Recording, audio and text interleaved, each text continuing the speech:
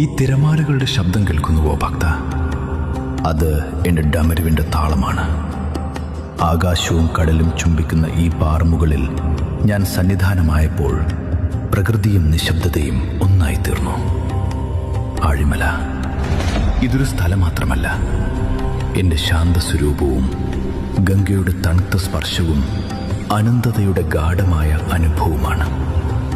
ഇവിടെ കടൽക്കാറ്റ് തൊടുമ്പോൾ നീ അനുഭവിക്കുന്നത് കാറ്റല്ല, എൻ്റെ അനുഗ്രഹമാണ്.